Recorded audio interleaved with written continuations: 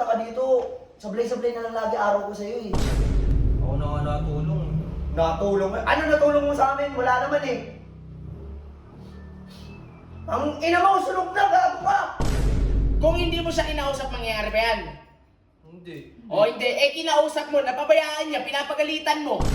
Ibis nakapokus siya sa pagplansya, sa'yo ewan ko sa'yo. Palitan mo yan ha, Nike yan, kabibili ko lang yan no. 3K.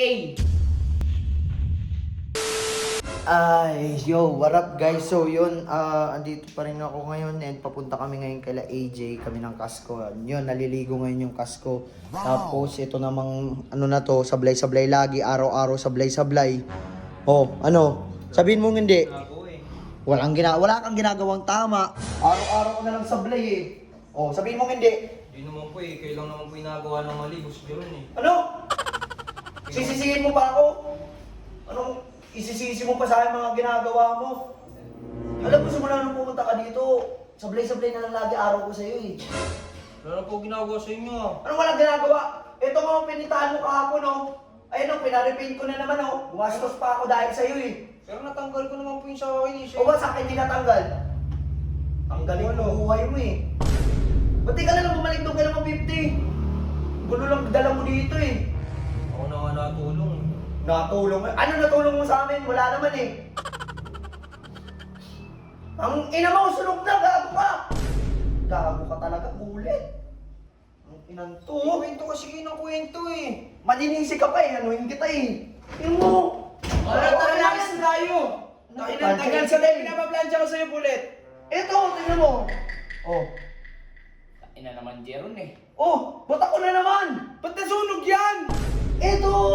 Yung plancha ko. Putik yan, nadamay pa yung damit, yung jersey ko oh. Nadamay oh. Tayo naman Bullet, palya-palya ka naman eh. Nakausap po kasi ni Boss Jeron. Kaya na pa niya ako dito pinapagalitan. Hindi Wala na naman, po Jeron. ginagawang mali. Pag nagpa-plansya si Bullet, huwag naman po kinakausap. Nakinala ko naman na ako ginagawa eh. Sinasabay ko lang siya kasi araw-araw na ng palpak pinagagawa niya eh. Ayun nga, pwede mo naman siya pagsabihan kahit pag walang ginagawa eh. May ginagawa, ay nasunog tuloy. Tanga-tanga kasi nito eh, plancha yun Uy, eh. huwag mo nang sisihin yun. Kasalanan mo yan, Jeron mo. Ba't Kasalanan ko na naman, lagi na lang. Sa tingin mo, kung kinausap mo siya, mangyayari ba yan? Walang. Kung hindi mo siya kinausap, mangyayari ba yan? Hindi. O hindi, kinausap mo, napabayaan niya, pinapagalitan mo. Kung may kasalanan. Alangan siya, at marunong naman magplansya to eh. Boss Rady, sorry po pero wala pong pamalit dito eh. Hindi ikaw ang magpapalit dyan, ikaw ang magpalit dyan. Ba't ako? Yun naman, Jeron eh. Dapat pa kasi, pag alam nagpa-plansya yung tao, huwag mo kakausapin. Ano ka na itong hype na to? Ibis nakapokus siya sa pagplansya, sa'yo ewan ko sa'yo. Palitan mo yan ha, Nike yan, kabibili ko lang yan no. 3K. O, palitan mo, palya-palya ka din eh. Nadamay din yung damit tuloy ni Bullet. O, tingnan mo, damit din niya nadamay eh. Ano eh? Araw-araw na lang talaga eh. Sablay-sablay lagi eh. Ano yan? Na nga!